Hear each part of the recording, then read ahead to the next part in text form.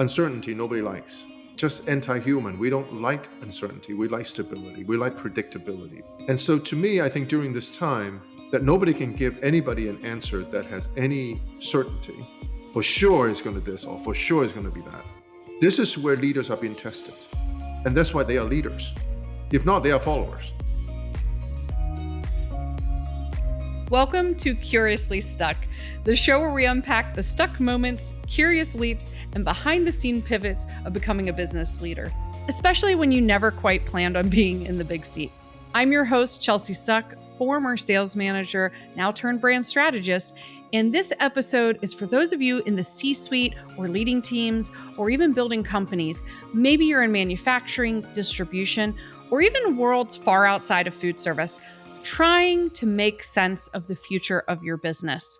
Today, we are pulling back the curtain with someone who has helped guide institutions, retirement plans, and real humans through financial storms. Philip Chao is the Chief Investment Officer of Experiential Wealth, founder of Nexus 338 and IGPS, and he is one of the sharpest, straight-talking minds when it comes to markets, risk, and long-term thinking. He's joining me for a chat that's part economics, part mentor session, and part let's laugh so we don't cry about it. So let's dive in. Philip, I'm so happy to have you here today. Thank you. I'm happy to be here. I just want to set the stage for everyone that's joining us today. You know, business leaders are juggling so much. I know I am right now between operations, growth, the uncertainty, and just how they should think about today's economic uncertainty. And with everything going on, I just need to ask, how do we not spiral into panic mode? Many people are quite confused, and many people are, they have never experienced this environment. And it's very important to understand that when we think about this environment, there are people who are, nobody likes the environment per se, but certain people really don't like the direction, and certain people are big supporter of that direction. So I don't think it's completely right and completely wrong. It's just different people have different opinion. And I don't have an opinion to say it is right or wrong. All I can suggest is that it is an experience that most of us have not had the good fortune, if you would, of living through.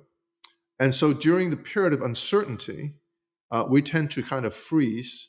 We tend to kind of stop. And we think that it's probably the right thing to do is just to do nothing and be safe. And I think that's what everybody is doing. Of course, they are trying to figure out, to think about the future and so on. But the future doesn't seem too clear for almost all of us. And I'm not even sure that future is that clear for the policymakers because there are so many components to it. Yeah, that's very true. So I'm not really answering your question in the sense that there isn't a magic answer to say, don't freak out, drink a cup of coffee, because it impacts their own personal lives as well as their business life. Sure. Well, and I think, part of what's going on right now, especially in the food service market or, in hospitality, tariffs, every week something's coming out. And, just a few days ago, I sent you the latest Robert Ashton's report, which is an economist in our industry. And, he flat out said, I wish I had better news, but I have none. Right. And, spoke about being a positive person. And I guess that's my question is how much is noise versus how much of this is a signal? I mean, how much should we be paying attention to this on the day to day? So I had a conversation about related topics. So I'm going to sort of talk a little bit about that. Sure. The gentleman who I was talking to says that this is one of the most transparent administration we have had in recent memory. And I say transparent. Yeah, because you know what they're thinking. And from that standpoint, it allows all of us to be, shall we say, more prepared? I don't really think that's the answer, but at least more cognizant or more aware. My response to that is there are times we want transparency, but there are times that too much transparency. I know people, sometimes I'm walking down the aisle or in the food service somewhere and people say, I wonder what I should have for dinner. Should I have, like meatballs or Should I have pizza? Maybe just do a salad. No, no, no. I think the canned soup is good. So I don't really need to know that person's thinking process along the way. It's just almost too much information. Transparency is very helpful if we know where we are going. Yes, I have thought through all the food groups and I want to have a balanced diet. I want to be healthy. Thus, I pick this bag of salad. That's what I want to have. That transparency is very helpful because it tells me what that person's objective is and what's the process. In this case, I don't know what the destination is often because it's just day to day. And how much of that is signal, which is your point, and how much of that is noise, Mm-hmm. we can't tell until much further down. That's interesting because I know just happened, by knowing you as well as I do, that you prepare a quarterly actually, and you look back on all of this information. Can you just give a flavor for what type of information you're looking at when you think about guiding people towards, not investment advice? That's not what I'm asking for, but you just spoke about how, you have to look over time and whatnot. Could you give a flavor for what exactly you're studying and when you put out your quarterly? I know we only have so many minutes, so I'm going to try to. Yeah, give us the un poquito, like It's very complicated. So let's think about what Mr. Trump is trying to accomplish, not only for his base but for America. Everybody knows is to make America great again, and how is that defined? It's defining in the following ways, I think. Number one is that to balance the trade between us and other countries. That's where we are spending all this time talking about tariff and so on. And as part of that balancing trade is to make foreign countries to buy more made in America products or agricultural products or whatever that may be. And part of it is to create a barrier enough that encourages, that's a kind word, encourages foreign corporations, countries to bring manufacturing to this country, to build in America, by America, for America. So that is to, quote unquote, right the wrong of the last 4 decades or longer of hollowing out US manufacturing. When we use those words, it seems like there is some evil person or groups of people came in with a chisel and hollow things out. It's not quite that, but we use that kind of euphemistically. sure. So those are all very honorable, all wonderful ideas. I mean, it is truly for America, for Americans. And also would love to create an environment where we will have lower debt, borrowing less money so that we don't have a runaway fiscal spending. At the same time, lower interest rate so that it can give us an ability to borrow. I mean, at the end of the day, this country is a credit fuel country. So lower interest rate, that will be good for businesses, it will be good for homeowners to buy houses and so on. And also lower energy prices so that bring down inflation. All of those are wonderful ideas. I don't know if anybody can argue that any of those desires are wrong. Sure. The question is, how do you achieve it? One, two, can you achieve it within one presidential term, let alone one election cycle? And how much pain that I know President Trump talked about, we need to take some medicine or need to, go through a little bit of pain, literally a little bit of pain. And we can talk about pain in a moment. But what amount of pain, how long is this pain? And would it go into the next election cycle? That will be really bad because they may push back at Mr. Trump's agenda, and you never end up getting any of the results that you desire. But yet we went through the pain. So it's Sure. the worst of both worlds, right? We go through the pain and we didn't get what we wanted. So to answer your question, really, we need to understand where, in very macro ways, what is this that he is trying to accomplish. Regardless we like his rhetoric or not, that's not the point. The point is, overall, what is the objective? Well, and you've been doing this. I mean, you've been tracking this for how long now? I mean, this is not even just this administration thing. How long have you been tracking this? And is there anything right now that you feel, is important that should stand out that, I'm an owner of a manufacturing company or I own a small to medium business, I'm in sales, like any of the kind of manufacturing small to medium business side, what matters through all of that? Any trends that you've seen or anything that jumps out at you? So to answer your question, right? To answer your question, then you're asking a timing question, and that's very difficult to answer in terms of how long is this pain before we start seeing. I would say this: the administration has given a 90-day reprieve to the tariff. Sure, and by the time this airs, in all reality, this could change. I mean, this is how the reality that we live in right now. Right. So, and we understand. I mean, it's a tactic. I mean, they just about admitted that. Let's go big, and then let the other side come to us. We intend to lower it, but let's go big, and that's his strategy, and it's neither right or wrong. And it is what it is. What has been clear that there has never been in the past that a trade deal is done in 90 days with any country. There's his history would tell us about 18 months or longer. That's a big spread between 90 days and 18 months. Very true. So my concern is not so much this is going to work or not work. I think we're going to continue to have this volatility of either as we get closer, this is one scenario. As we get closer to 90 days, the administration is going to say, 90 days coming up soon. And if you don't do something, we want to raise tariff and have that rhetoric, and the market will go crazy. All along knowing that it's not going to be done in 90 days, but trying to bring the people closer.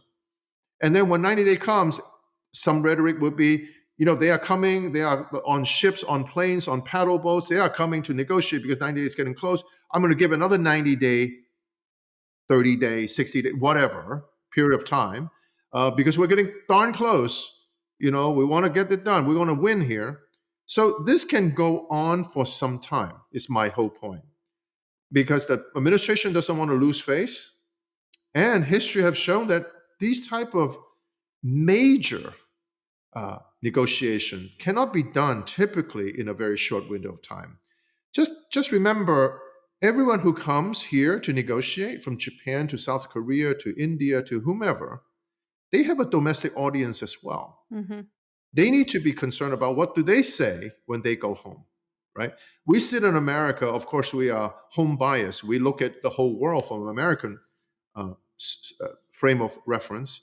But if you put yourself in India, or you put yourself in Brazil, or anywhere else, you look at this, you have a very different way of looking at it.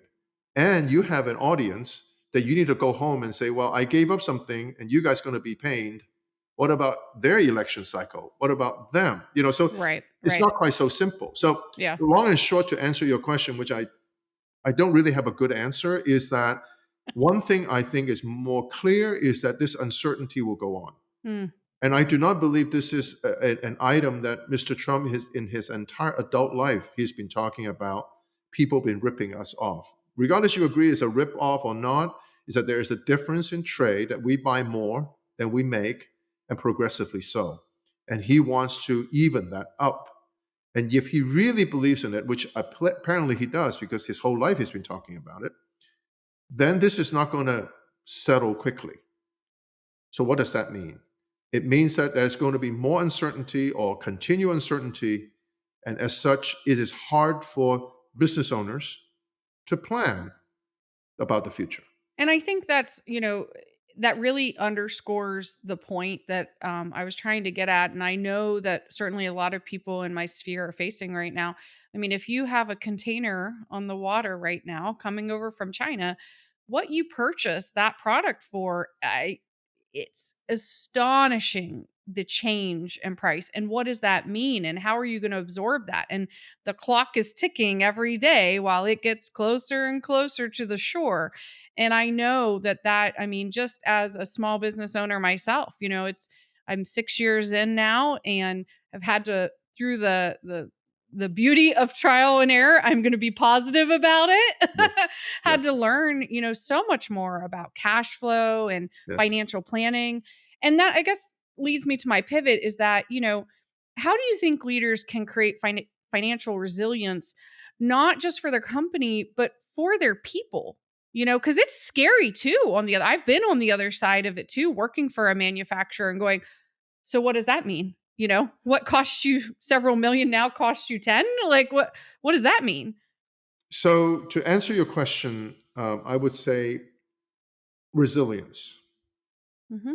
During global financial crisis, they often talk about a Chinese phrase about danger. Apparently, the Chinese word danger has two components, certainly the danger part, but also opportunity. Hmm. Okay. So it's important that we take a look at where we are and not just be too tied up by emotion. Uncertainty, nobody likes. Just anti human. We don't like uncertainty. We like stability. We like predictability. That's a human trait, which is right. Every human should feel that way. When you talk about business leaders, to lead is to have clarity about what are you leading to do? What is your destination? And so to me, I think during this time, that nobody can give anybody an answer that has any certainty. For sure it's going to this, or for sure it's going to be that. This is where leaders are being tested. And that's why they are leaders. If not, they are followers. So if you call yourself a leader, I'm not saying you, but if one calls oneself a leader, then it is about what? About your judgment. Sure.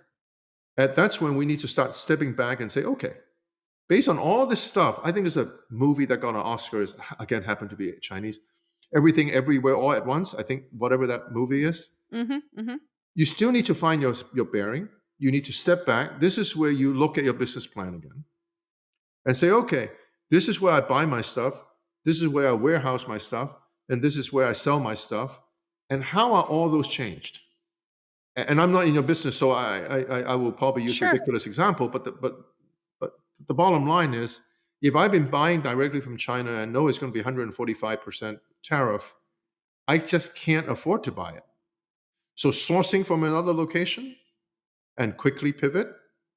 Um, Maybe try to find sourcing United States, because before it was too expensive, and so we buy from Asia.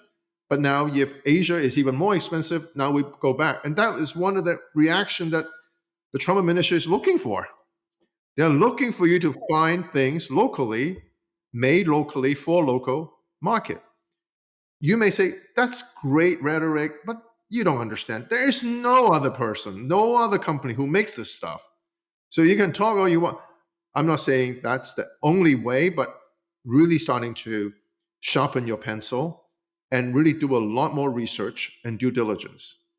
No, and you're absolutely right. And I don't mean to cut you off there, but I had a conversation the other day where literally client of mine, we were having a discussion about, hey, how is all of this affecting your business? And this particular person said, hey, actually right now it's not affecting us at all, because if anything, now all of these cheaper imports, the pricing's going up, and I can really make the case for making the investment in my premium product Yes, because we're only 15% different now. yes, And it stopped me in my tracks for a moment because, in previous positions I've been in, certainly much more dependent on foreign manufacturing, right? And so, like I said, as the employee, you worry about these things. And now, as a business owner, looking through that lens, I looked at him, I said, oh my gosh, you're absolutely right. And it changed everything about how we're now going to talk about that company, position their product, and really go to market. So it's funny how, one's misfortune is the other gain, but we're just hearing so much noise right now. It's terrifying in so many ways. So I would say something that my mother always used to say: there are no dead end roads. Dead end roads are in our heads, and it's up to us as entrepreneurs or business owners or leader, whatever term that you want to use. It's up to us to find a better solution, an alternative solution. If I know all the solution, I'll give it all to you, but I don't know. But certainly there will be, and certainly it's up to us to go find it. And that's where competition, what makes you better is that you're able to find alternatives that perhaps your competition is not able to. Sure. Or you are able to cobble things together that other people have not thought about.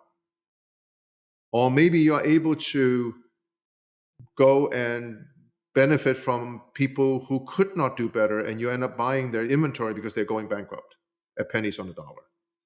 Or maybe I'm making it up as I go now. Okay, so Absolutely. Right. my point is that this is the time that separate the real success from circumstantial success. And all the people who are successful is because high tide lift all boats and people are doing great and it was fine. Now it's really testing you of your skill set and your thinking.